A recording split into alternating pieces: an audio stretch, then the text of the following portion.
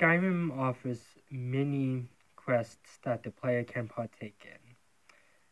A few weeks ago, I did my top 5 favorite quests and questlines in The Elder Scrolls V Skyrim. And this week, I will be counting down 5 more of my favorite questlines and quests that I enjoyed in the game. Coming in at number 5, we have the Companions questline. The Companions is a small faction in Whiterun. The Companions are led by a man known as Karlach Whitemane, the current harbinger of the Companions, and the player can speak to him in order to join this faction.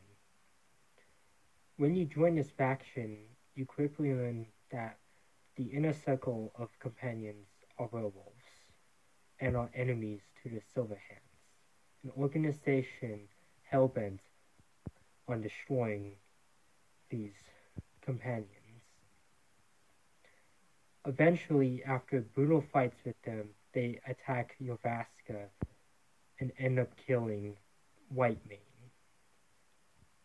The questline ends with the player accompanying a few other companions to destroy a wolf spirit in Karlach Whitemane, as his werewolf spirit must be destroyed if he is to enter Sovngarde, as all werewolves are automatically sent to Hasim's Plane of Oblivion. I enjoyed playing for this one, and I hope that The Elder Scrolls 6 includes more quests like this one. And at number 4, we have the Cursed Tribe. The tribe of Largusberg has believed that they've been forsaken by the god Malakath, the Daedric prince of the scorned and ostracized.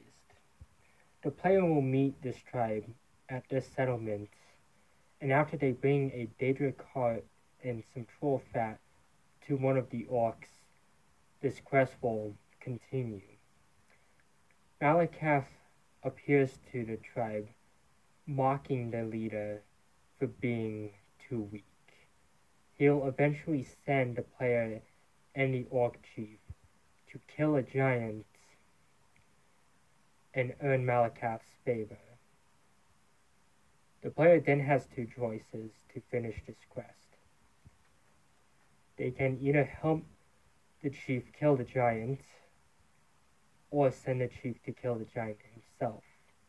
Either way, the chief will die, and the player must return to the settlement. Then, there is a reward for this quest.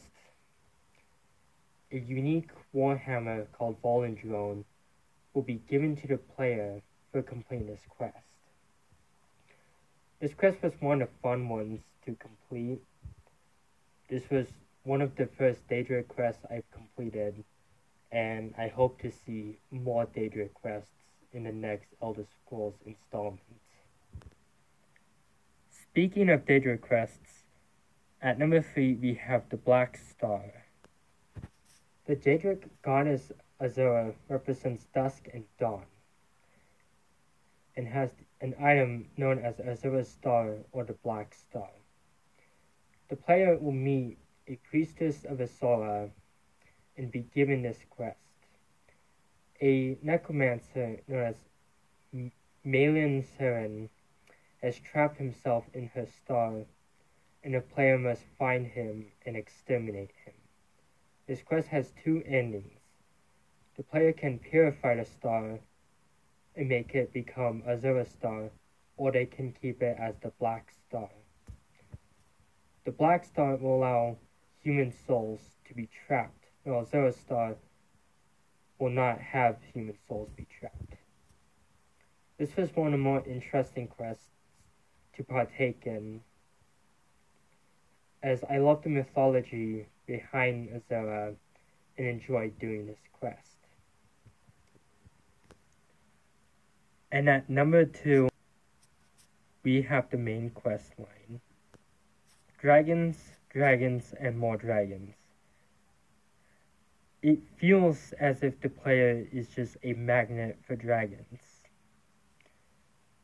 The main quest begins with the player being transported to Helgen, waiting for an execution.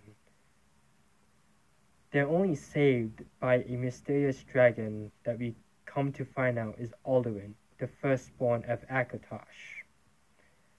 Throughout the main quest line, the player will have to encounter Alduin and even fight him on a few occasions. Alduin is described as the World Eater and the bringer of the end. The player will meet with new people and become allies with them in order to prevent Alduin from ending all life. The final battle allows the player to enter Sovngarde to defeat Alduin with the help of several Nordic heroes. I've just completed the main quest for the second time and it is as fun as I remembered. I enjoyed this one, albeit except for the Dwarven ruins that the player is forced to go through. But other than that, I enjoyed playing through the main quest. It's one of my favorite quest lines, but I don't like it as much as our number 1 pick, which is The Man Who Cried Wolf and the Wolf Queen Awakens. Patema Septim, an old queen of solitude, often known as the Wolf Queen. The player will be given the first quest, The Man Who Cried Wolf, from Falk Firebeard. The player must explore an old cave in which they find out that several necromancers are trying to resurrect the Wolf Queen in order to bind them to the will. After defeating them, it seems like the quest is over. The player will eventually be called back to Solitude and begin The Wolf Queen Awakens, where they'll have to put an end to this disgrace once and for all.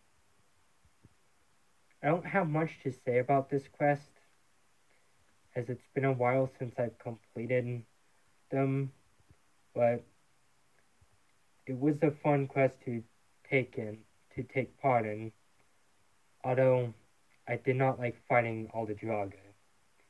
Those things are such a massive pain, including the Draugr Death Overlords. But anyways, if you enjoyed this video, please subscribe and leave a like. Thank you for watching these videos, and I hope to meet you next time.